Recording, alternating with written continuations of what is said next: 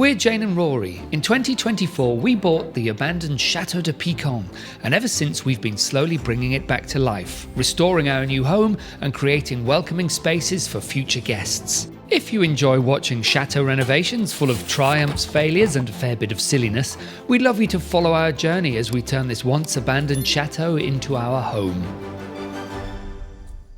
We're finally ready to reveal our renovated gîte kitchen. We began the work all the way back in September 2024, which has us wondering, why did it take so long? We'll explain as we go.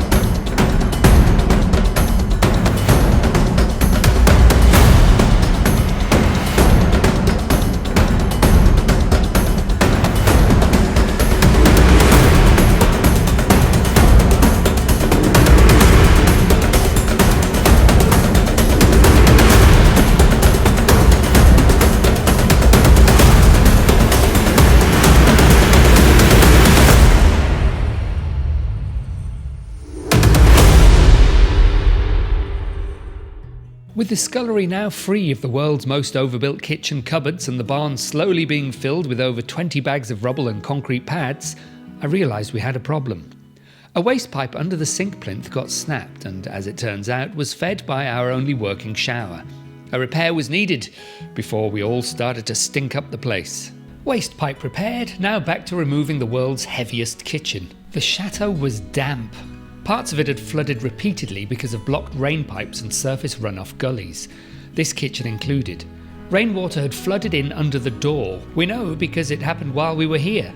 Perhaps a quarter of the floor tiles in this room had begun to spall and would need to be replaced. So the next job was to remove them. We put a dehumidifier in here, but it took weeks to bring the rampant damp under control. The back kitchen's external door had a broken window. October was already ticking away and the days were noticeably colder. It was time to try my hand at glazing.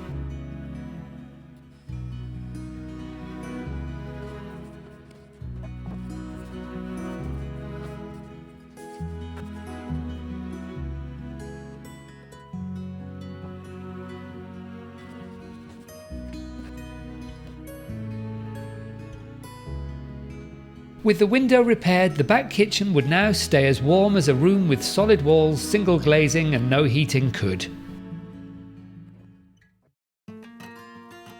With our limited budget, there was no question of having a kitchen built for us, but we also wanted to honour the chateau by installing solid wooden cupboards. I had found a company that sold individual cabinets, and I worked out a layout that would fit the space of our back kitchen. It took nearly 3 months for the cabinets to arrive, and by then we were working on other projects, so they were stored in this room for several more weeks. Around this time it occurred to me that I'd better get back on to repairing the floor.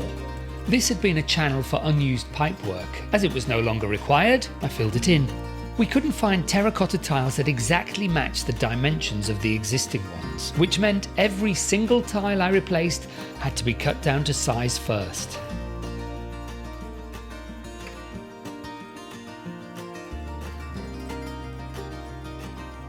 The tiling was, for the most part, complete. During the months we'd been working in other rooms, I'd rerouted the shower waste pipe and it no longer joined into the waste pipe in the kitchen.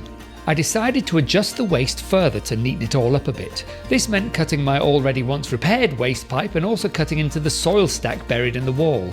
We were inching closer to when we could bring in the units. We'd brought an electric paint sprayer with us, but weren't sure if it still worked. Rory decided to test it out first on some scrap wood ends, and then he began undercoating the pan drawer cabinet. Rory had been using the back kitchen as a workshop, and we couldn't move the other cabinets in until he'd moved his tools out. The newly laid tiles had to be sealed with linseed oil before being grouted. The linseed oil soaks deep into the terracotta and gives a traditional finish, matching the existing tiles. We planned to economise by doing all the finishing ourselves, including the worktops, but first we had to somehow get everything into the kitchen. I really didn't think the island would fit through the door. It was huge. It needed all of Rory's ingenuity, taking the island apart and even knocking a bit of wall edge off to get the island in. And that wasn't the end of the challenge. The corner unit was an awkward size and needed to come through the external kitchen door. The trouble was, we didn't have a key for it. Once I'd ground off the lock and lifted the insanely heavy door off its hinges, I brought the corner cupboard in. It fitted through the door with 10mm to spare. I noticed that some of the cabinets had begun to warp. I had to use ratchet straps and wood glue to pull them back into shape, and then it was time to paint. I love sagey duck egg colours. They work with the pinkish terracotta tiles as well as the dark wood window frames. I wanted to use 2 shades to add interest and enable us to highlight the panelling of the doors. You'll see what I mean later. Rory maintains that I always choose the same colour, but we recently found out that he's slightly colourblind, which means I will now win all future colour arguments.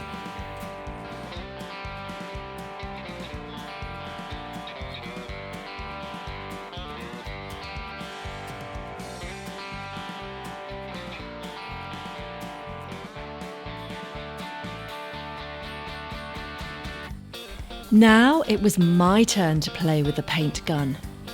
I was really excited to imagine how this wall cupboard was going to give a focal point whilst keeping an uncluttered eyeline to the windows.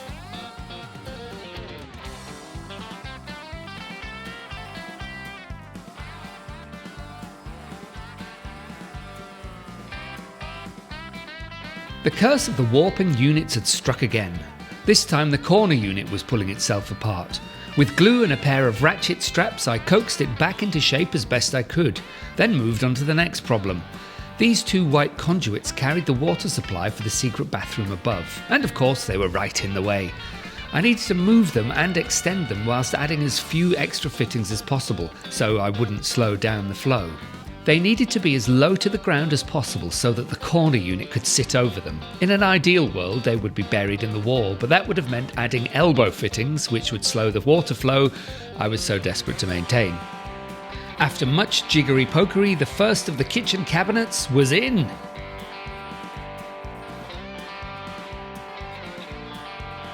After months of slow and steady progress, it was starting to look like a kitchen. Jane gave the units a last coat to ensure they were fully colour drenched. Changing colour to a paler green, she painted the wall unit and 1 section of the island. Then, it was time to fit the solid oak worktops. The walls were a little wavy and we had to chisel out chunks of plaster to allow the worktop to fit properly. The fitting and cutting of the worktops was filmed by Chateau DIY and we didn't film alongside them that day. I routed the edge of the island to match the finish of the other worktops, and once finished, I patched the walls and prepped them for tiling. Much of the patching would eventually be tiled over, so a perfect mirror finish wasn't required. We needed to give the plaster a few days to dry properly, and so I moved on to turning this single cupboard door into a set of 2 half doors. I'm not going to lie, I had a few problems with this when I was fitting the hinges, but I got there in the end. With the new kitchen having an extended worktop, it meant that the cupboard wouldn't open as a single door, so cutting it in half was really our only straightforward option. After the adjustments were made, I touched up the paint before Jane came in to finish the detail. Lastly, she refurbished the shelves which had been covered in a plastic liner stuck down with glue. The ever-expanding wood fairy had visited us once more. The island had actually cracked in places, and no amount of persuasion would coax it back into its original position. Added to that, all the drawers had expanded and wouldn't shut properly. We had to heavily plane some drawers down, while others just needed a gentle sanding to fit again. With the walls now dry, I could start the tiling. As the tiles went on, we could really see Jane's vision coming to life. They were immediately transforming the look of the space.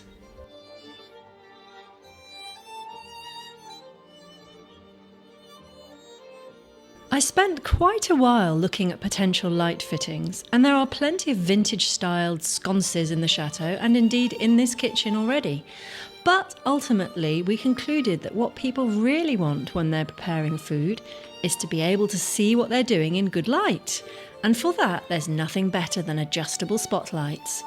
These, with their retro bulbs, do this nicely with simple fittings that tone in with the oak worktops and brass handles. With the plumbing almost finished, I just needed to connect the new washing machine and dishwasher.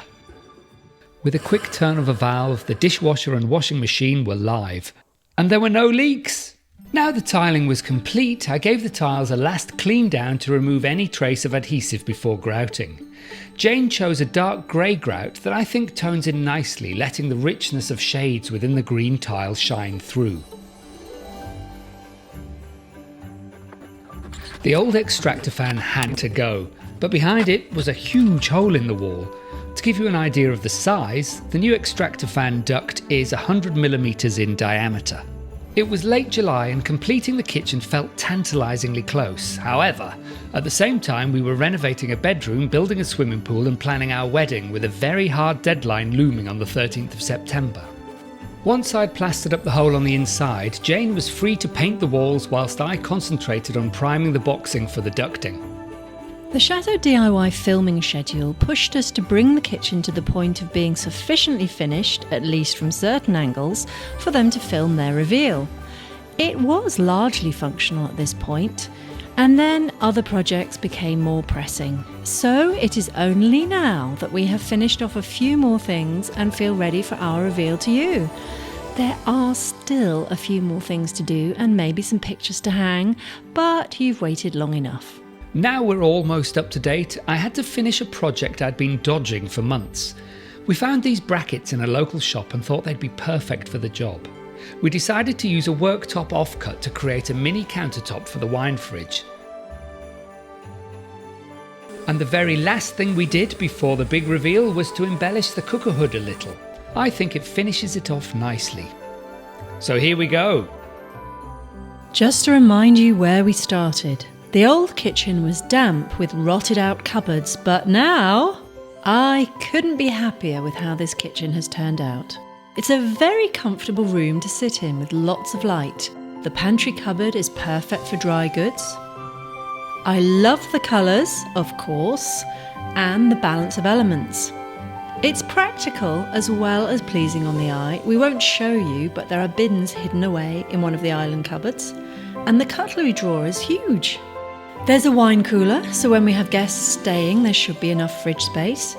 It's brilliant to have a dishwasher after so long without one. Sadly, our main kitchen has no such luxuries and only one usable food cupboard where, even then, food goes mouldy prematurely. So coming in here is like coming out of a dingy cave into springtime. It's been a long journey to get this far, and we're very proud of the results. But we'd love to know what you think. Please let us know in the comments, and we'll see you next time.